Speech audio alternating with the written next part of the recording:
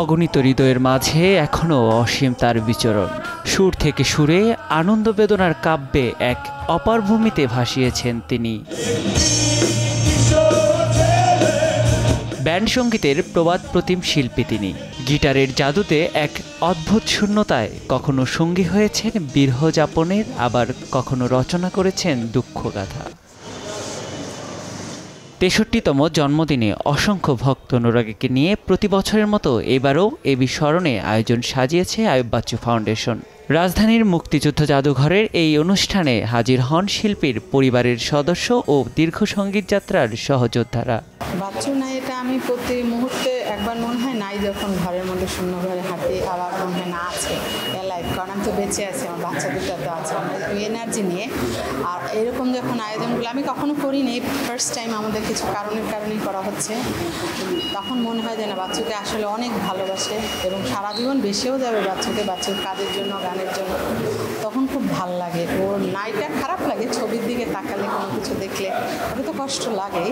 তারপরে মানুষের ভালোবাসায় ভুলে যাই আর কি, নাহলে তো ওর এই কাজটা করতে আমি সাহসও পেতাম না, শক্তিও পেতাম না। উনি ভীষণ আদর করতেন, আমাকে স্নেহ করতেন, ভীষণ ভালোবাসতেন।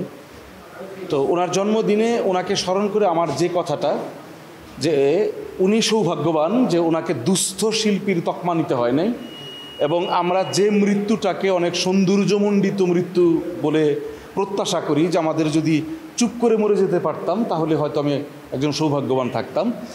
তো বাচ্চু ভাই মানে কোনো প্রকার দুস্থ শিল্পীর তকমা না নিয়ে, কোনো প্রকার কষ্ট সহ্য না করে আরামে উনি আল্লাহর কাছে চলে গেছেন।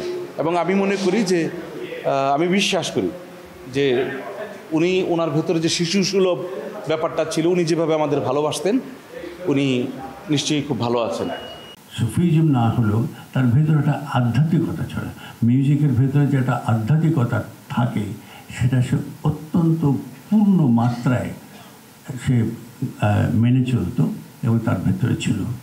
আমি তার এত বড় একজন শিল্পীর আত্মাকে চিরকাল স্মরণ করব, ঈশ্বরের কাছে প্রার্থনা করি তার আত্মা যেন চিরশান্তিতে থাকেন। বিচিত্র অনুভূতিরা আয়োজন সাজিয়ে অকালে বিদায় নিয়েছেন গিটারের জাদুকর। তবু আজও তার সুরে জমে দীর্ঘশ্বাস, অন্তহীন। নিয়াজ শুভ, সময় সংবাদ, ঢাকা।